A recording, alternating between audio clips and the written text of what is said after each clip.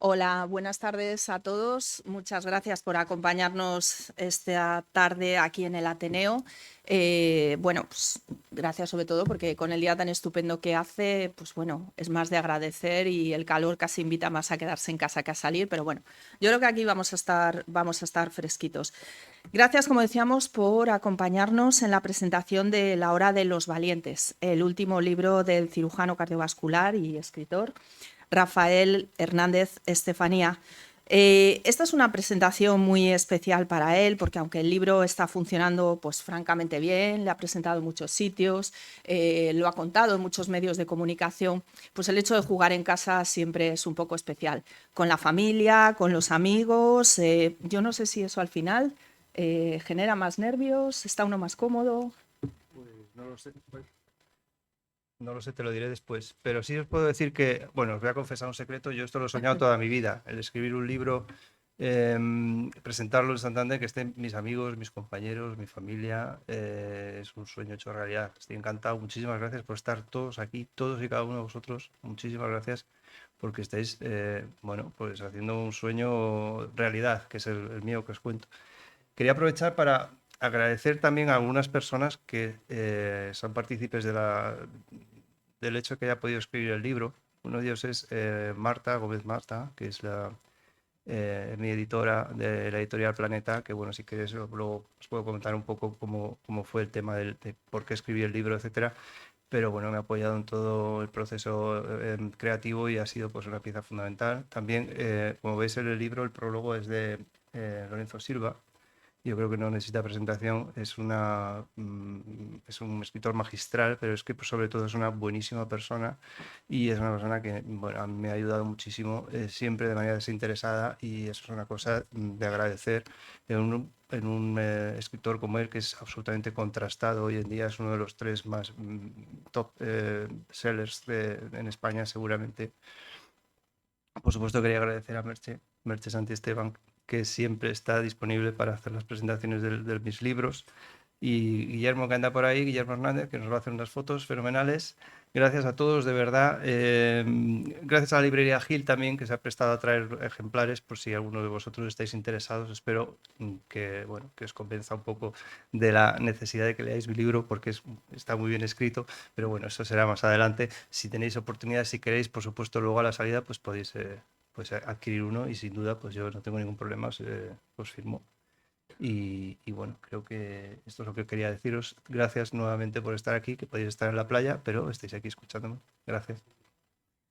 Bueno, pues creo que es obligado presentar al autor, aunque igual un poco innecesario, porque supongo que muchos de ustedes ya le conocen, bien personalmente o bien a través de su obra, pero bueno, es lo que toca. Rafael Hernández Estefanía es doctor en medicina y especialista en cirugía cardiovascular y torácica.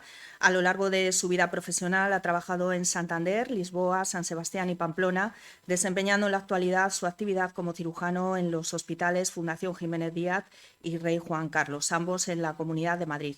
También es profesor asociado de cirugía en la Universidad Rey Juan Carlos de Madrid, además de haber escrito numerosos capítulos y artículos científicos relacionados con su especialidad médica. Es autor de la novela No reanimes a mi padre, Frederick Larsan, y coautor de Cambiando Corazones, historia de 6 trasplantes y un motor. Colabora habitualmente en Alimenta Plus, el suplemento dedicado a la salud del Confidencial, y hoy estamos aquí para hablar de La Hora de los Valientes. La Hora de los Valientes no es una historia de o para médicos ni un ensayo especializado dirigido al gremio. Es un testimonio singularmente emocionante y esclarecedor sobre la frágil aventura de quienes compartimos la condición humana, siempre suspendida de un hilo. Un libro en el que Rafael Hernández nos invita a acompañarlo al interior de un quirófano. Eso lo dice Lorenzo Silva, el autor del prólogo al que citaba Rafa, y dibuja a la perfección lo que es La Hora de los Valientes. Yo creo que la primera pregunta, bueno, por cierto, voy a decir, yo no soy crítico literario, soy periodista, desde luego no voy a hacer una disección del libro literaria, simplemente me voy a dedicar a hacer algunas preguntas, espero que trasladando un poco las inquietudes que todos ustedes han tenido al leer el libro, y desde luego habrá al final un espacio también para que puedan hacer preguntas. La primera, ¿por qué has escrito este libro?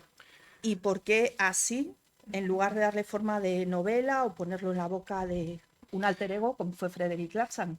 Bueno, básicamente es un compendio de mis reflexiones sobre 25 años en la profesión, bueno, pues como bien has dicho, me dedico a la cirugía cardíaca. ¿Y por qué o cómo surge esta oportunidad? Pues básicamente a raíz de los artículos del Confidencial, un día recibí un mail que, bueno, pues gente como yo que tenemos inquietudes literarias, hemos publicado algunas cosas previas, solemos recibir mails que generalmente el 90% te dicen: ¿quieres publicar con nosotros? Pues danos 4.000 o 5.000 euros, nosotros te publicamos. Es decir, en el fondo es como si fuera un servicio de imprenta. Entonces recibí un mail que me decía más o menos eso, pero lo leí en diagonal y estuve a punto de tirarlo. Y no sé por qué, se me hizo una luz en la cabeza y respondí. Y dije, bueno, si es autopromoción o autopublicidad o lo que me estás pidiendo es dinero para publicar, no me interesa. Inmediatamente me respondieron, y me respondió Marta, que ya has hablado de ella, que es la que ha sido a la posteriori mi editora. Y me dijo: no, no, yo soy Marta Gómez Mata, soy editora de la editorial Planeta. Y bueno, me gustaría que contases un poco tu experiencia en quirófano, pues como lo estás haciendo en los artículos. No sé qué te parecería, si sería posible escribir un libro. No sé, bueno. Entonces, obviamente, lo primero que hice es decirle sí, por supuesto. Y ella me dijo: bueno, pues ¿cuándo podemos quedar, etcétera? Y yo dije: pues por teléfono. Y dice: oye, pues ahora mismo o dentro de una hora. Quiero decir, para mí era una cosa tan sorprendente y tan maravillosa que pensé, no voy a dejar escapar esta oportunidad. Entonces, gracias a eso, pues surgió el título perdón, surgió el libro. Y básicamente lo que te digo es un ensayo, porque básicamente son mis reflexiones, y lo que pretendo sobre todo es que la gente entienda lo que es el quirófano, qué es lo que sucede dentro de él, eliminar los falsos mitos que todavía existen y que, bueno, pues que por sorpresa pues te encuentras que la gente te viene antes de operar y te dice: pues es que tengo miedo a la anestesia porque es que igual me ponen poco y me despierto, o igual me ponen mucho y ya no me despierto. Es decir, esas cosas hoy en día todavía la gente las piensa, y lo que hay que hacer es normalizar la situación. Todo el mundo en algún momento tendrá que operarse, o alguien que está en nuestro entorno, y eso tiene que ser una cosa más de nuestra vida, y no tenemos por qué ni tener miedo, tenemos que tener respeto. En fin, básicamente lo que pretendo es enviar este mensaje por el cual lo que queremos es, bueno, que hablo en plural por el tema de la editorial, lo que quiero es que la gente entienda que la cirugía está aquí, está presente, y que es algo que se puede hacer y que es algo que se hace hoy en día con seguridad y con buenos resultados. Bueno, yo quiero compartir aquí un secreto que no es tal para la gente que me conoce un poco, y lo cuento porque creo que a mucha gente le pasará lo mismo que a mí, que es que tengo, creo que se llama iatrofobia, que es mucho miedo a los hospitales, a los médicos. Para mí cualquier tema relacionado con la salud que vaya más allá de ir a la farmacia por jarabe ya me provoca sudores, palpitaciones, en fin.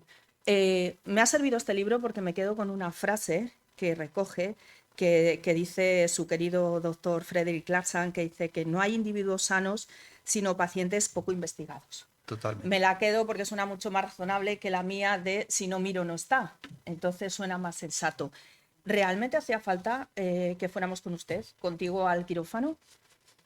Eh, sí, claro. ¿Lo dices por lo de la frase o...? No, lo digo por el miedo que a muchos nos provoca Bueno, a ver, y yo voy a confesar también, a mí me da terror. Como paciente, ir a un hospital me da terror, pero quiero decir, pero como paciente, como profesional, os diré que no es así. Quiero decir pero vamos a ver, si tú vas al quirófano, no tienes miedo, o tienes la sensación de miedo, o por lo menos tienes un gran respeto, si no, es que tenemos que llamar al psiquiatra, porque algo está sucediendo. Es decir, es normal tener respeto, miedo, y es ahí donde el profesional lo que tiene que hacer es explicar lo que va a suceder. Cuanta más explicaciones des al paciente, mejor, porque mejor va a ser el proceso que va a sufrir, que va a llevar durante la intervención. Y otra de las cosas que quiero que quede claro en el libro es que no nos podemos centrar solamente en lo que es el acto quirúrgico, que es muy importante. El acto quirúrgico es abrir a un paciente, arreglar lo que tienes que arreglar dentro, volver a cerrar. Pero eso no solamente es cirugía, cirugía también es lo que sucede antes de la intervención. Desde la consulta hasta la intervención hay un periodo en el cual el paciente tiene que reflexionar y tiene que hacer una serie de medidas que le va a pedir su especialista que haga para ir de las mejores maneras posibles a la intervención. Y luego después el posoperatorio también tiene mucho que ver, no solamente que obviamente se haga bien la intervención, que es lógico que tiene que hacerse bien, sino también cómo se siente el paciente, cómo vive el paciente su proceso quirúrgico y cuál es el apoyo que tiene de la parte del cirujano que le ha operado. Es decir, no solamente la parte técnica, sino también el acompañamiento y bueno, las conversaciones que puedan tener antes y después es fundamental para el buen resultado de la intervención. Iremos hablando de ese proceso, pero sobre todo en este libro lo que haces mucho es desmitificar, como bien decías, un poco la cirugía y a los cirujanos, los humanizas, cuentas qué os pasa por la cabeza antes, después. Lo que yo no sé si los pacientes necesitamos saber que sois humanos, que tenéis también días de sueño, que habéis discutido con un familiar, o preferimos pensar que sois unas máquinas infalibles que cuando entran allí ni sienten ni padecen nada más que nuestro bienestar. Bueno, es que somos de carne y hueso. En todos los médicos y cirujanos que han tenido inquietudes literarias, están escrito en la literatura, siempre hablan de lo mismo. Es decir, yo soy una persona que estoy de pie y voy a operar a una persona que la tengo tumbada en una mesa operatoria y en el fondo están hechos del mismo tejido biológico que yo estoy. Yo le voy a intervenir a él, pero yo tengo los mismos sentimientos que tiene el paciente que está ahí. Antes de anestesiarse, lógicamente está absolutamente nervioso y pensando que a lo mejor está viendo las luces del quirófano y es lo último que va a ver en su vida, porque a lo mejor pasa algo y no se despierta, que obviamente eso pasa, eso no pasa casi nunca hoy en día, gracias a Dios, pero el que le está operando es una persona que tiene que sentirse de manera fría y tiene que coger las riendas de la situación y decir, bueno, pues sí, puedo tener esta reflexión, pero tengo que ponerme en mi modo profesional y llevar a cabo la intervención. Yo creo que el cirujano tiene que ser una persona profesional, fría probablemente en determinadas circunstancias cuando está operando, pero tiene que ser sobre todo muy humano antes y después de la intervención, que es cuando realmente habla con el paciente, no cuando está dormido. Yo preferiría que me operase una persona de carne y hueso que no un robot, porque el robot lo va a hacer muy bien, probablemente el robot es más preciso que el cirujano, pero el cirujano, de la misma manera que está hecho en el mismo material, como hemos dicho, es una persona sensible y tiene la posibilidad de explicar lo que está sucediendo, o lo que puede pasar o lo que puede dejar de pasar. El robot no. Muchas veces los cirujanos decimos, en realidad operar es muy sencillo. Tú coges a un mono, lo enseñas y el mono te opera. El problema es que el mono no te saca de las complicaciones ni te va a ser capaz de explicar lo que le has hecho, ni por qué ha sucedido la complicación, si ha sucedido, porque las complicaciones, si queréis lo comentamos después, están ahí, son cada vez más pequeñas, pero bueno, pues toda la intervención, cualquier procedimiento que se haga en un hospital, es susceptible de que se pueda producir una complicación. Eso es así. Pero hoy en día cada vez son menores y cada vez son mayores las barreras para que eso no se produzca. Este libro en realidad, ¿para quién es más necesario? ¿Para los pacientes, para los cirujanos, para ti? Pues mira, para los tres, para los pacientes, por lo que estamos comentando, porque creo que es necesario normalizar la situación de intervención y creo que incluso el paciente debe demandar probablemente algún tipo de ayuda por parte del cirujano, más explicación, etcétera, que pase más tiempo con él explicándole lo que va a suceder, lo que va a dejar de suceder. Para el profesional, sin duda, es muy importante porque, sobre todo para aquellos que se están formando ahora, yo creo que los residentes de cirugía todos deberían leerlo, básicamente porque todos hemos pasado por lo mismo y yo creo que es muy sencillo para ellos leerlo y darse cuenta de que, bueno, pues que una persona que ya tiene una cierta experiencia les puede encaminar de una manera u otra en su profesión o lo que les espera por delante. Y porque, en fin, lo que están ahí son reflexiones que son, en fin, para vosotros pueden ser sorprendentes, pero para cualquier cirujano no, porque hay muchos cirujanos que lo han leído y me han dicho, pues exactamente, has escrito muy bien, pues todo lo que yo sufro, lo que siento, lo que padezco cuando opero a una persona, cuando va bien, cuando va mal, etcétera.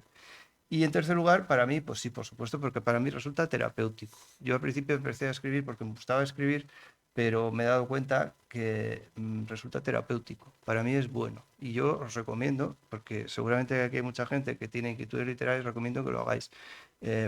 Cuando conocí a Lorenzo Silva, lo conocí en una reunión, estaba dando una conferencia y luego me acerqué y, y luego pues tuve una oportunidad de hablar 5 minutos con él. Mi pregunta era, porque yo había seguido su carrera, él era abogado de profesión y en algún momento hizo el cambio y empezó a escribir. Y yo le pregunté, Inocente, ¿y cuándo crees que, o sea, cómo fue tu proceso? Es decir, ¿cuándo empezaste a escribir, dejaste tu profesión? Y me dijo, bueno, es que yo me levantaba a las 4 de la mañana y antes de ir al bufete de abogados lo que escribía era 3 o 4 horas todos los días.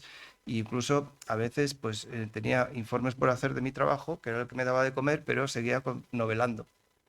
Y entonces, claro, yo inocentemente le digo, joder, es que levantarse a las 4 de la mañana para escribir, es que eso es muy duro. Y me contestó, más duro es ir a la mina. Pues efectivamente. Entonces quiere decir que hay que perseguir tus sueños y hay que hacer lo que realmente te resulta apasionante. A mí me lo resulta. Y, y sobre todo el hecho de que cuando tú escribes, haces una especie de catarsis, haces una especie de examen de conciencia y luego cuando lo vuelves a leer te das cuenta que, bueno, pues que a lo mejor como lo veías de negro no era tan negro o viceversa. Quiero decir que, bueno, es una medida mm, digamos, de coger y de hacer un acto de contrición contigo mismo y de poder luego, pues, lo lees días después y te das cuenta de que a lo mejor no era, pues eso, no era como era y luego aprendes para el futuro. Te has expresado con total libertad en este libro o al pensar que lo van a leer tus colegas y bueno, a veces haces disecciones de diferentes tipos de profesionales que no siempre resultan bien parados, a veces sí. ¿Ha habido algo de autocensura o pensando no quiero ofender a nadie? Pues no, realmente muy poco, porque he pensado, muchas veces he pensado, ay madre, que me parece que me estoy desnudando demasiado, pero luego he pensado, ¿y por qué no? Pues yo lo que quiero, es lo que tengo que hacer, es lo que creo que que es valiente, creo que es lo que realmente es lo que busca la editora cuando me ha dicho escríbelo. Bueno, pues simplemente, obviamente hay comentarios que dan determinados colegas que han estado conmigo a lo largo de estos años que, bueno, los cito con una inicial, pero bueno, simplemente porque sería imposible poder contactarles para decir, oye, ¿te importa que cite? ¿Te acuerdas ese momento que dijiste eso? ¿Te importa? Porque es lo que se debería hacer en ese caso, pues lo que he hecho simplemente es tapar eso, pero nada más. En el libro vas contando cómo te hiciste cirujano y en algunos momentos da la sensación de que fue algo como, bueno, que estaba ahí, era inevitable, que ese era tu camino y te encontraste caminando en él casi sin darte cuenta. Dices que a los periodistas nos encantan las preguntas tipo del cirujano nace o se hace, pues venga, al topicazo. ¿Naces Es que o te haces? eso lo pongo en el libro. Eh, a ver, existe el tema vocacional en la medicina y en la cirugía, como es lógico. El cirujano tiene que hacerse. Quiere decir que puedes ser una persona que tengas muchas ganas de ser cirujano, pero hay un determinado porcentaje de personas que a lo mejor pues, no tienen esa cierta habilidad, que la habilidad no lo es todo, atención, porque si puedes tener unas manos primorosas, pero si no tienes un cerebro que las acompañe, ahí eso es un problema. Entonces, eso es muy importante tenerlo en cuenta. Pero, hombre, hay personas que a lo mejor pues, ven una gota de sangre y se desmayan o cosas así, que también, ya os adelanto que algunos han desmayado con una gota de sangre la primera vez que han ido al quirófano y luego han sido excelentes profesionales, excelentes cirujanos. Es decir, que por eso digo que a todos acostumbra uno, como bien sabéis, y eso es una cosa que, en fin, yo creo que es vocacional, pero también tiene una parte de hacerte, es decir, de perseguir tu sueño, te tiene que apasionar, porque aparte es una especialidad muy exigente físicamente, emocionalmente, mentalmente, etcétera. Son muchos años de entrenamiento y tiene que ser así, porque claro, estamos hablando de una intervención, en mi caso, de una cirugía cardíaca. El residente de cirugía cardíaca está muchos años viendo cómo lo hacen los demás y pensando cuándo va a ser el momento en el cual me va a tocar a mí coger y hacer esto. Y pues hay un día que das un salto y poco a poco pues vas empezando. Pero pues os estoy hablando de días, semanas, meses, años en los cuales estás ahí y ahí te planteas muchas cosas. Dices, bueno, pues a lo mejor lo que me apetecería es hacer otra especialidad o esto no es para mí, etcétera. Eso es así. Quiere decir que hay un par de... Yo creo que los dos componentes son válidos. Es una pregunta apañada. Cirujano, además, cardiovascular, hay un momento en el libro en el que cuentas cómo es tener literalmente un corazón en las manos y otro también muy impactante en el que, bueno, cuentas cómo se ve el cuerpo humano cuando se saca el corazón. Claro, es que para la mayoría de nosotros el corazón es el órgano en el que pensamos, sin el que no nos vemos, sin el que Mm. es muy importante. Hombre, claro, es que sin corazón no hay nada que funcione. Eso es Bueno, pero así. sin cerebro también, pero siempre pensamos en el corazón como lo más importante. Sí, bueno, es que es así. Bueno, me hace referencia, bueno, pues el corazón cuando lo tienes en las manos, en el fondo, para mí ya es un músculo. Yo no pienso que es el alma, yo no he visto el alma. Es decir, yo sé que tenemos alma, todos tenemos alma, pero no reside en el corazón. O por lo menos yo no lo he visto, no lo he encontrado, no sé dónde está la parte anatómica en la cual está. Pero sí os digo que al principio, maravilla. Yo no recuerdo ya la primera vez que vi una intervención cardíaca, que fue aquí en Valdecilla. No recuerdo mis sensaciones, pero supongo que me quedaría pues maravillado, porque el ver un latir un corazón de una persona es una cosa asombrosa. Ahora sí os diré que ahora pues para mí no me asusta nada, en fin, para mí es un órgano que es importante, es un músculo que está cavitado y que lo tienes en tus manos y tiene una fuerza asombrosa. Porque claro, cada 2 por 3, bueno, cada 60, de 60 a 100 veces por minuto, lo que está haciendo es bombear sangre. Y eso es, pues bueno, si te paras a pensarlo, pues realmente, pues hombre, sí tiene su parte de mística todavía, pero lo tengo que pensar, yo estoy ya acostumbrado. Quizás ya cuando estoy operando ya no se me ocurre pensar en eso. Bueno, que nadie piense que vamos haciendo spoiler con estos pequeños apuntes que vamos contando, porque en la hora de los valientes hay mucho, mucho que leer y mucho que reflexionar. Así que si alguno todavía no tenéis el libro, como han comentado antes, a la salida, pues bueno, no olvidéis comprarle. Eh, Hablas de diferentes tipos de cirujanos. El psicópata, el narcisista, el audaz, el clásico, el cobarde. ¿Tú cuál eres? Me alegro que me hayas esta Y no pregunta. digas que depende de las circunstancias, que yo sí me he leído el libro. Pues por eso, que es que depende de las circunstancias. Yo creo que todos tenemos, pero no solamente el cirujano, yo creo que todos en nuestra vida tenemos un poquito de lo que acabamos de comentar. El problema es cuando hay un 90 y mucho por ciento de una y hay muy poco de lo otro. Es que te puedo decir, en algún momento tienes que ser un cirujano clásico. Cuando tienes una intervención, pues muchas veces no innovamos. Hay otros momentos en los cuales tienes que innovar porque las circunstancias así lo requieren y así sucesivamente.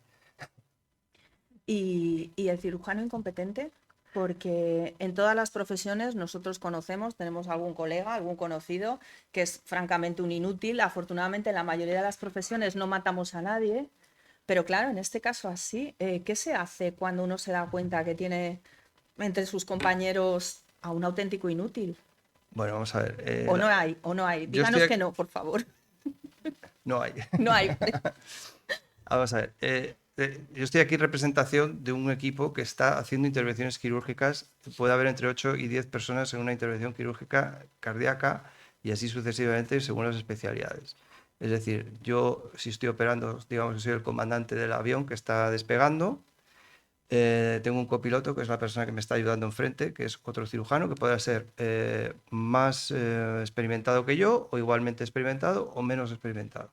Hay un equipo de enfermería, hay un equipo que se dedica maneja el funcionamiento de la máquina de circulación extracorpórea, la máquina de pulmón-corazón, que utilizamos siempre en nuestras intervenciones.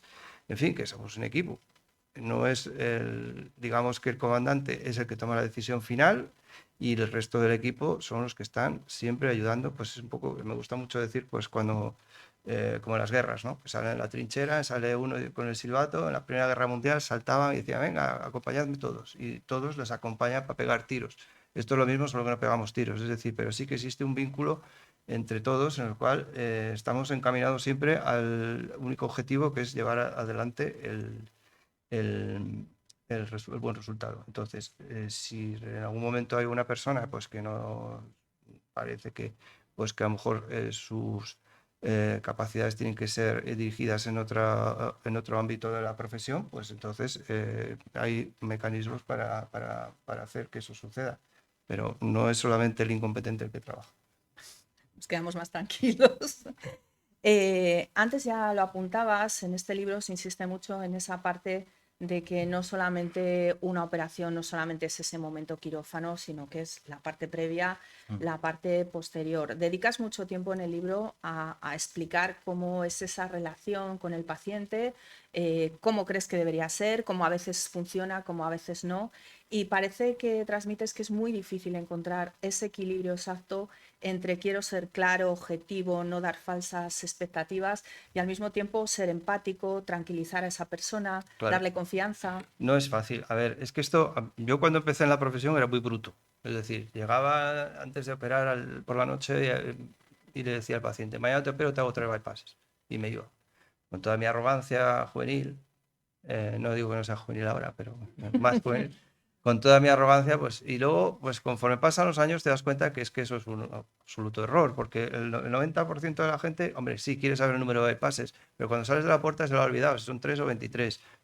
Eso es así. Entonces lo que quiere es saber de ti, saber un poco de qué pie cojeas, saber de, no sé, pues de qué equipo eres, saber qué le importas. Eso es lo que realmente valora la persona que se va a poner en tus manos, ¿vale? Eso es que es fundamental. Por eso otro de los objetivos del libro, que mis colegas, ya los más talluditos, pues igual llego tarde, pero los más jóvenes que entiendan que es muy importante la empatía con el paciente, explicar todo lo que vas a hacer aunque no lo entiendan, tener la paciencia de sentarte ahí, ver por dónde respiran, dejarles hablar, que es una cosa muy importante.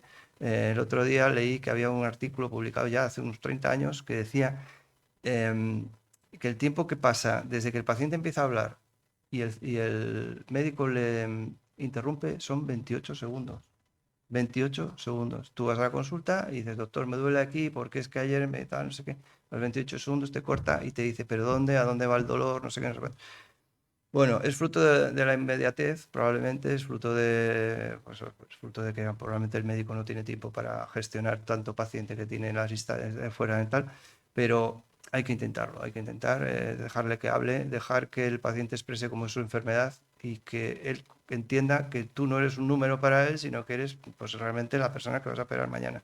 A mí me gusta mucho decir les digo, bueno, es que esto es como un barco, nos vamos a sentar los dos, vamos a ir de una orilla a la otra. Es decir, cogemos el barco, la otra orilla es la cirugía.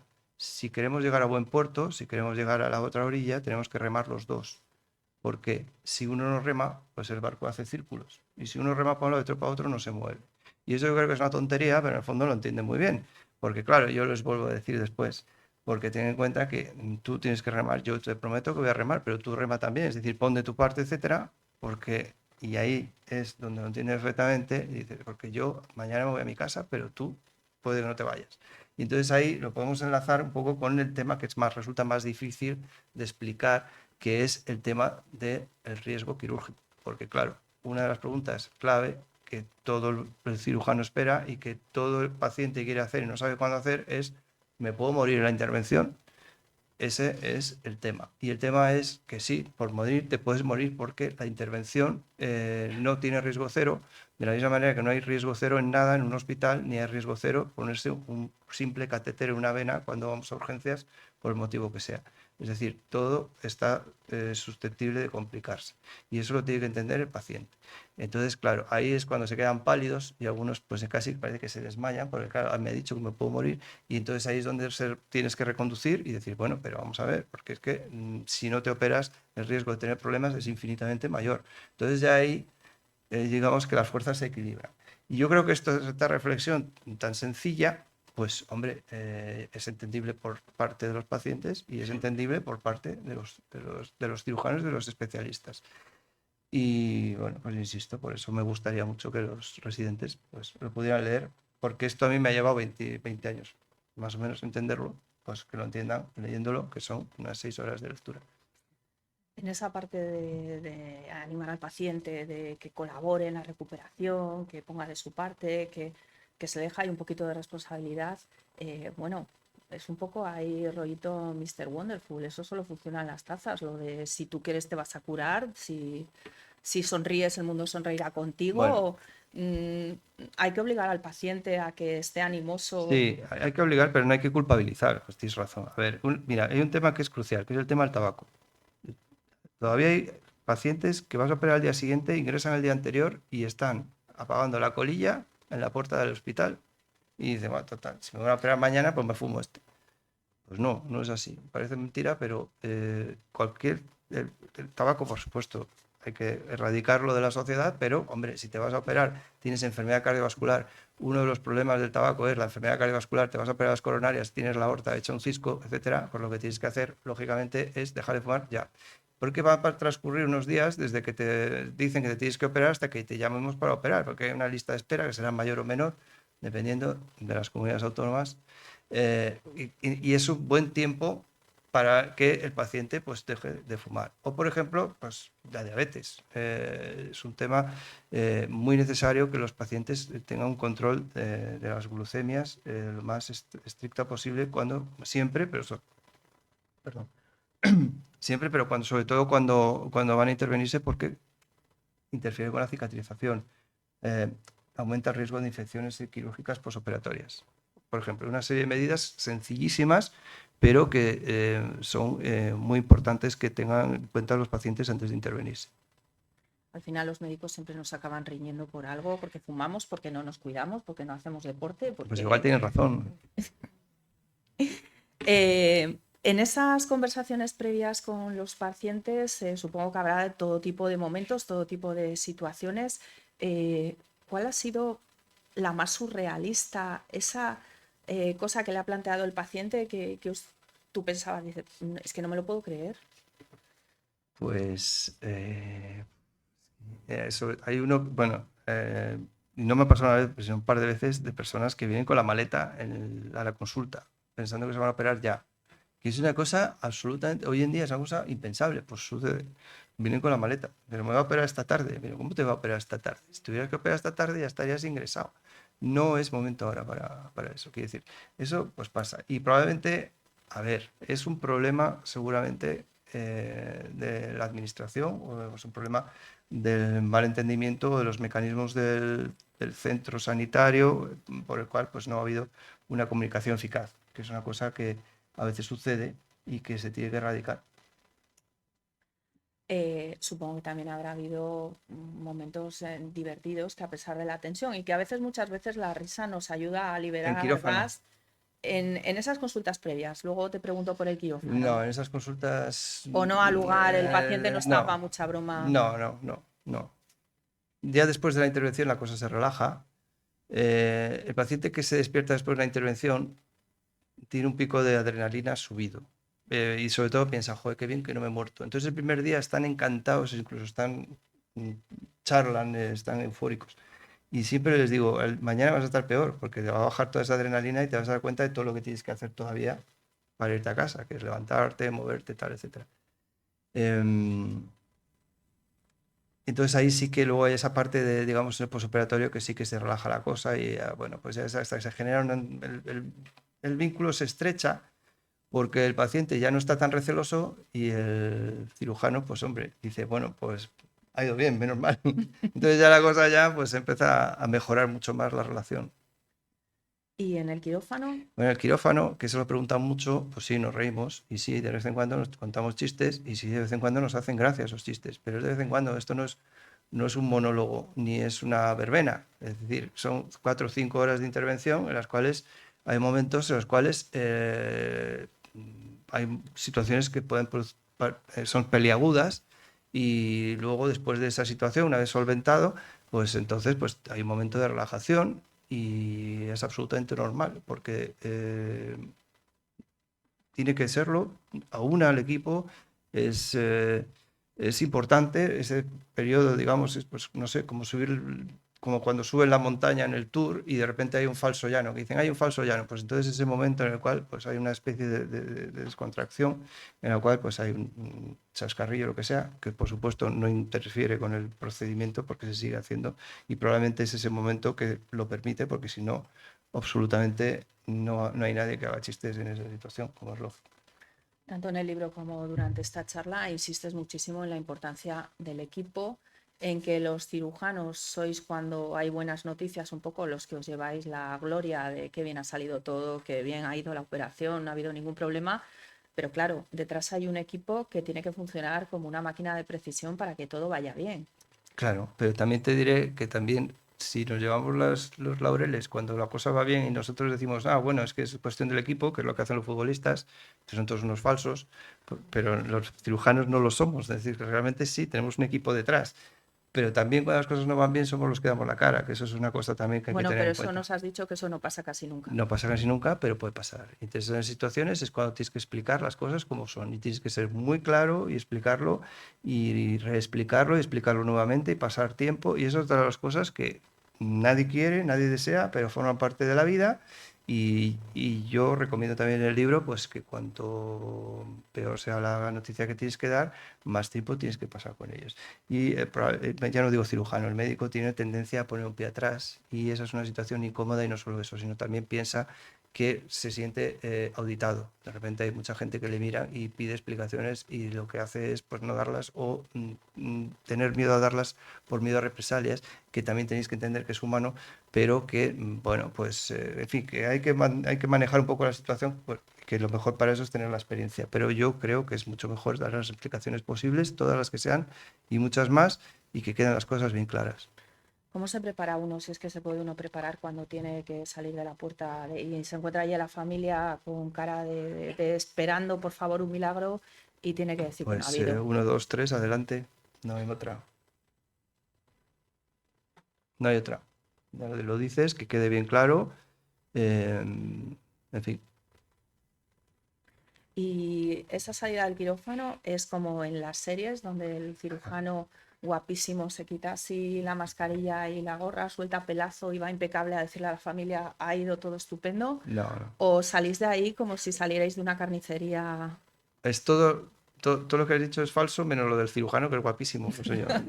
Te sale el cirujano guapísimo soy yo, pero sale pues despeinado, sudoroso, pues probablemente tienes manchas de sangre que puedan estar alrededor. En fin, hay que cuidar un poco el aspecto, porque a veces, yo recuerdo uno, lo cuento en el libro, eh, hubo un cirujano que salió, bueno, es que era un poco así, en fin, bueno, salió y dijo, ha ido todo bien. Y entonces le miraron todos espantados, porque claro, tenía todo el pantalón lleno de sangre, los zocos llenos de sangre, la cara perlada con manchas de sangre. En fin, no se había ni lavado la cara el tío.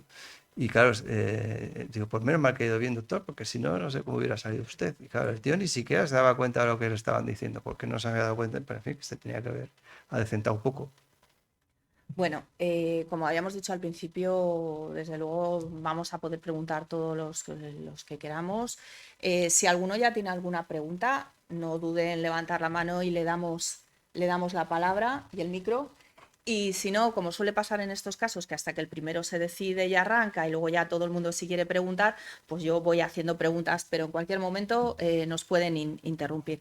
Hablábamos de los momentos más divertidos, pero también cuál ha sido el momento más duro en un quirófano. Bueno, hay un cirujano que era René Lerich, que hace unos 200 años vino a decir más o menos que los cirujanos no hablan de de esas cosas. Bueno, momentos malos los hay y bueno, pues para que entendáis, pues son muchas horas, pero muchas horas en quirófano en las cuales estás intentando revertir una situación que es dramática, que probablemente pues no tiene viabilidad y sigues insistiendo hasta que, bueno, pues que llega un momento en el cual no hay posibilidad de, pues, de salir adelante y hay un desenlace fatal y en esos casos, bueno, pues nada, hay que tirar para adelante y por lo que he dicho, salir y contar las cosas como son y es así. Hombre, lo Y interesante es que, obviamente, hablando un poco de los cirujanos, de los incompetentes, hombre, habíamos quedado que afortunadamente no hoy en había, día que no en todos había. los hospitales, no, pues por eso te digo que todos los hospitales del mundo, hoy en día esas situaciones se dan pues, en situaciones muy límites, en pacientes que están ya pues, bueno, en unas situaciones muy delicadas y las cirugías a vida o muerte, que todavía las hay. ¿Alguna pregunta?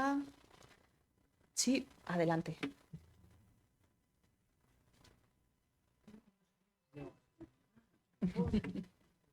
Así, Sí, Fenomenal. perfecto. he leído el libro. Solo puedo decirte que si me tienen que intervenir alguna vez, quiero que sea uno como tú. Porque la empatía que demuestras, la sencillez, el cariño con el que tratas al paciente, pensando además dices, no solamente es que la operación va a ir mejor, sino la recuperación, o sea, el posoperatorio. Haciendo pues el trabajo que haces, creo que te has desnudado muchísimo en este libro. Y luego me ha parecido maravillosa la dedicatoria.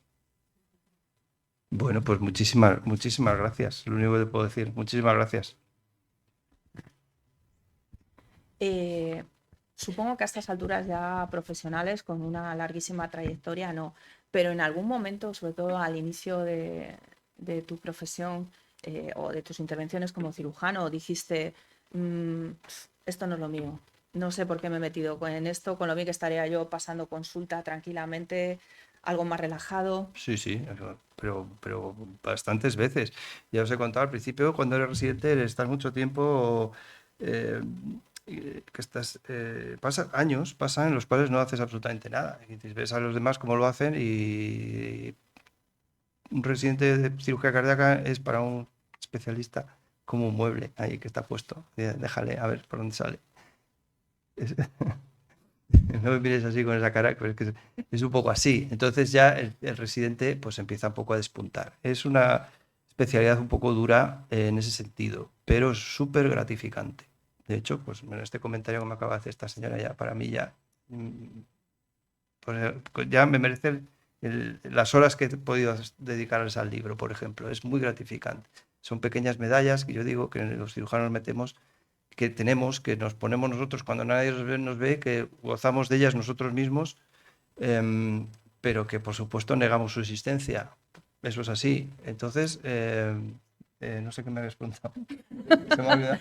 Que si en algún momento has pensado que hay otras facetas de la Ah, sí, profesión sí, médica que exacto. igual son más relajadas y menos Claro, entonces estresantes. muchas veces lo he pensado, digo, ¿qué hago yo aquí? Pues si me podría estar dedicando a otra cosa.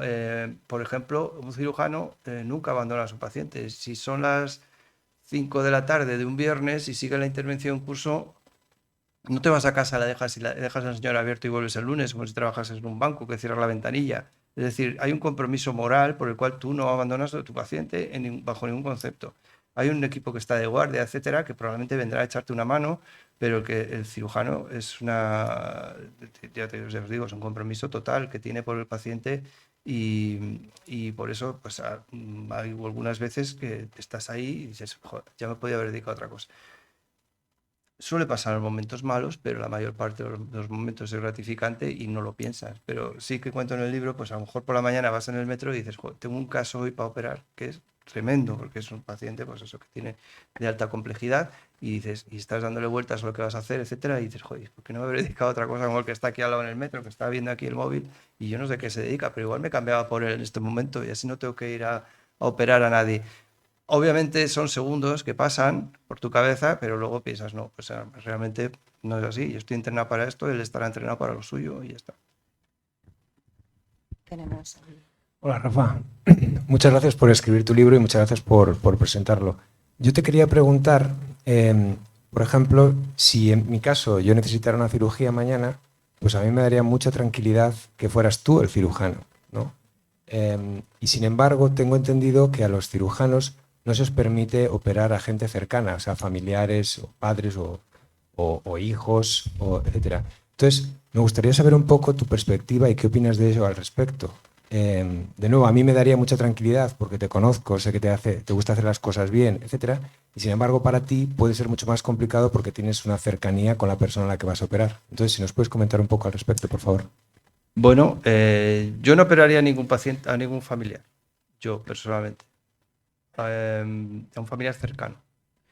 Pero hay cirujanos que sí lo hacen y lo han hecho y lo harán. Entonces ya depende un poco del perfil psicológico, como hemos hablado un poco antes. Es decir, por ley puedes hacer lo que tú consideres si está dentro de un poco de la legalidad, que en general, pues bueno, que se puede hacer. Si está indicada la intervención, adelante. No creo que haya un servicio en España que, por ejemplo, uno de los integrantes opere a su padre o su hijo. No creo, yo no lo recomendaría. Probablemente él preguntaría opinión a sus compañeros y todos dirían, pues hombre, es una locura, deja que... normalmente lo que suele pasar es al revés, es decir, suelen irse a otros hospitales, pero simplemente es por el miedo al síndrome del recomendado, que es una cosa que no sé si que me vas a preguntar, pero que es una cosa que existe y es real. El síndrome del recomendado, ya sabéis o os imagináis lo que es un familiar eh, entra a un hospital o una personalidad, VIP, un presidente del gobierno, etcétera, entra a cualquier hospital y pueden suceder dos cosas. Que todo el hospital empiece a pedirle pruebas a diestro y siniestro porque es una persona importante y entonces lo que sucede es que le estamos metiendo más pruebas de las necesarias, le estamos metiendo obviamente a mayor riesgo de que se complique la cosa, o que para no molestarle no le pedimos ninguna y nos fallamos en los diagnósticos. Entonces esto es un poco lo que tiene que ver con el síndrome recomendado. Yo no recomendaría, personalmente no recomendaría a ningún cirujano que operase a un familiar, desde luego que viva de su puerta para adentro, eso sin duda, eso para empezar. Pero bueno, ya un poco va según la personalidad de cada cirujano, eso está claro. Pero vamos, por ley lo podrían hacer, si está indicada la intervención, pero vamos, va de una locura. ¿Ha visto algo antes o después sobre la espiritualidad de las personas que se van a operar y los posoperatorios? Concretamente, ¿en qué sentido? Bueno, a ver, yo no he visto nada, sí que he visto personas que realmente creen en eso y se aferran con todo a esa situación. A mí me parece bien desde que funcione, me parece fenomenal. Sí, pues, quiero decir, lo mismo que las personas altamente religiosas que te dicen, bueno, pues gracias a Dios porque Dios va a guiar sus manos mañana en la cirugía. Yo personalmente lo dudo, pero si realmente sucede, pues mejor. Si me va a echar una mano, pues yo encantado.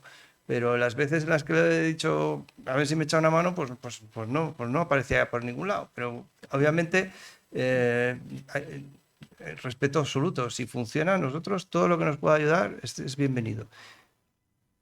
No sé si le he contestado a su pregunta. Vaya, ¿no?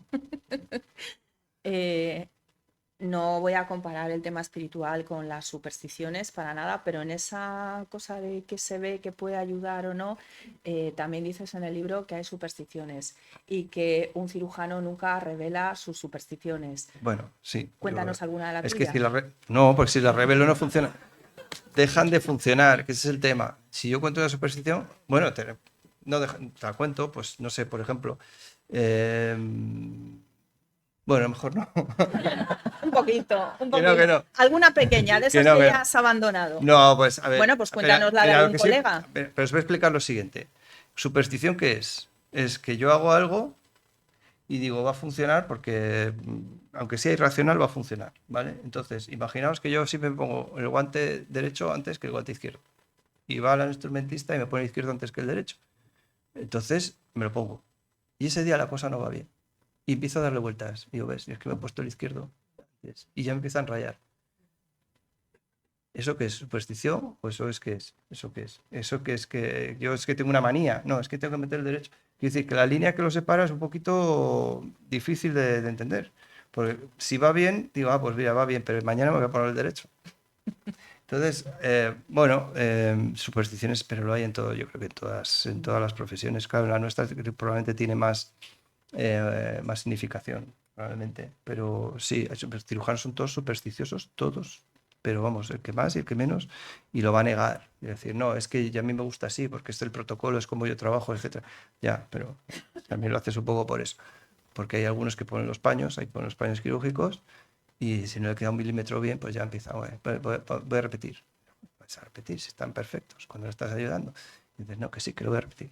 Pues nada, pues lo repite. ¿Por qué es? Pero en realidad puede ser superstición. Y la más ridícula de otro, no de alguno que hayas visto en el quirófano que has dicho, pero hombre, esto igual ya es mucho. Pues no, joder, tendría que pensar. Porque hasta ahora lo de los paños, lo del guante, pues parece que entra efectivamente dentro del protocolo de seamos ordenados, pero alguna de estas que dices, es que no sé. Bueno, no, sí que había un cirujano, conocí a un cirujano que estuvo en Francia y contaba, que yo creo que era mentira, porque era ridículo, pero contaba que el jefe de cirugía, que hacía cirugía pediátrica cardíaca, que es súper exigente, porque no solamente estás operando un corazón, sino que encima es de un bebé, pues por las mañanas se reunía con su equipo, tomaba café antes de ir al quirófano. Y entonces decía que si se derramaba un poquito del café cuando estaban tomándolo así de pie y tal, se caía un poquito por los lados, que suspendiera la cirugía, que no se operaba. A ver, yo no me lo creo, pero sí que entiendo hasta qué punto eso pueda eso o cualquier otra cosa pueda suceder y pueda entrar en tu dinámica de decir, pues ahora yo no me da, no me da buen rollo. No me da buen rollo, quiere decir que, bueno, pues que lo opere otro.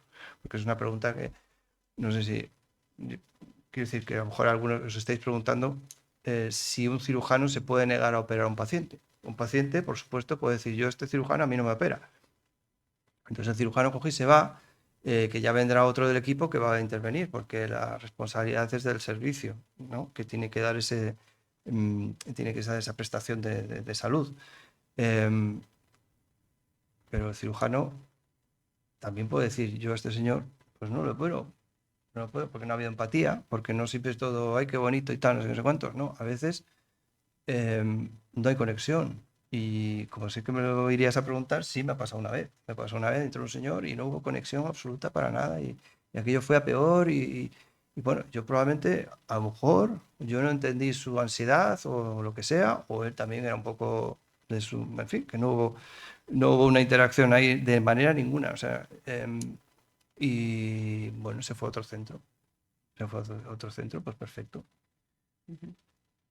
¿Qué papel juegan los familiares en todo este proceso que venimos relatando a lo largo de la charla? Desde la primera consulta, desde acompañar, desde esa primera charla en la cama la noche anterior, en el proceso de después, ¿qué papel juegan y qué es lo que nunca deberíamos hacer?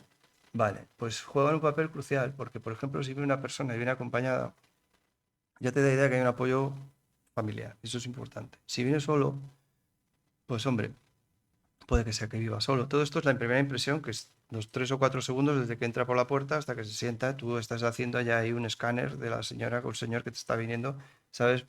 Incluso pues ha habido veces que entra por la puerta y dices, este señor no lo opero, no lo opero, no le opero o no la opero. ¿Por qué? Porque no está en condiciones, es decir, está pues, una persona muy anciana y no va a sobrevivir a la intervención. Eso puede pasar. Pero si viene acompañado, si tiene una buena relación con la persona que viene, porque se ve que existe una cierta pues, afinidad, que eso es muy importante. La parte psicológica es muy importante en la consulta y tú te vas haciendo unas componendas, porque cuando nosotros decimos operar a alguien es porque hay un librillo donde dice si cumple estos criterios, para adentro, si cumple estos otros, no para adentro. Pero eso es un poco sobre el papel, porque queda a criterio del cirujano si realmente tiene que entrar o no, porque si tú lo ves muy frágil y lo metes, pues hombre, eres un inconsciente.